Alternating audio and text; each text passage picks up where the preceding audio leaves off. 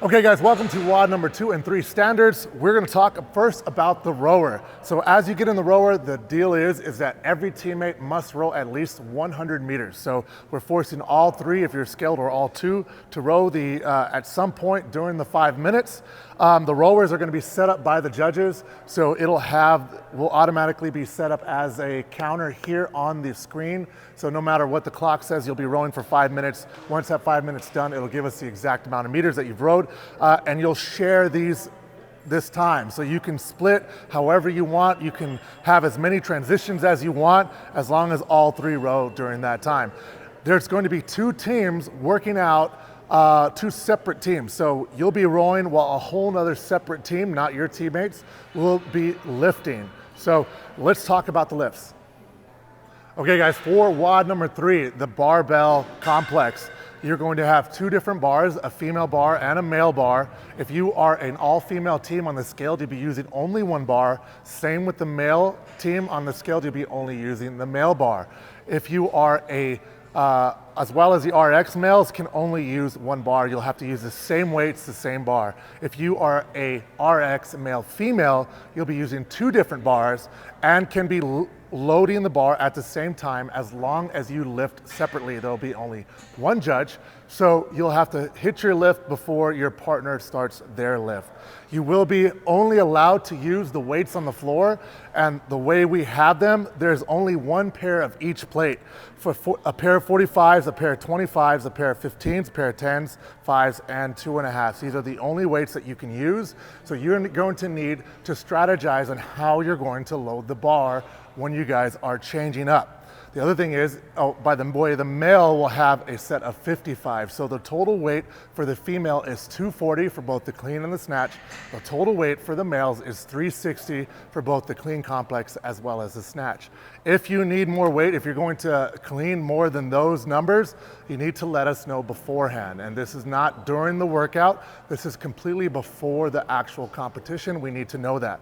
So the other thing is that once you load the bar with a certain weight, you cannot lower the amount of total weight. Now, if you have to change plates or whatever, that's fine, as long as the bar does not get lower in weight.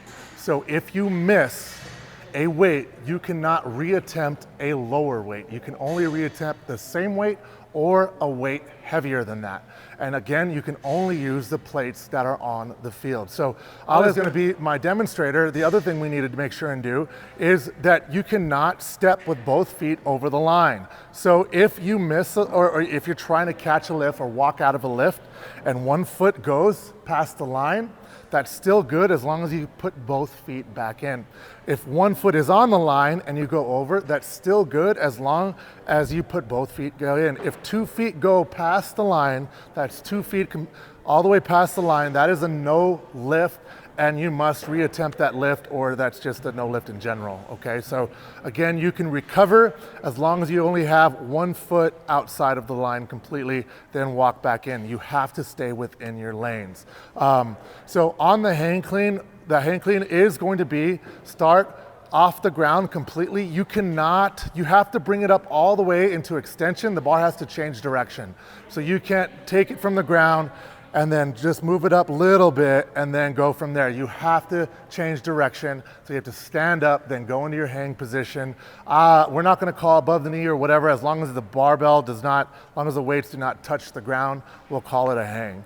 And the hang clean position, you can squat clean it, you can power clean it, all work as long as you stand up completely, hips extended. You guys all know the standards, hips extended, knees extended, and in control of the weight. And then from that position, from the hang, it is a touch and go. So once she cleans it, and we should have weights on there instead, but once she cleans it, she has to be able, I'm gonna put those on, Ale. There has to be a touch and go. There cannot be any pause at the bottom, regrip at the bottom for the next rep. Now she can hold it in the rack, she can bring it down to a hang position and then get ready for the touch and go. But as long as it's a touch and go, tap and go, then we're going to count it. So she taps and goes. Good. Now show me a pause position. So she can't go down, pause at the bottom on the ground, pause, that is already a no rep. So it has to be a tap and go. You guys all know what that is. So we're gonna keep you accountable to that.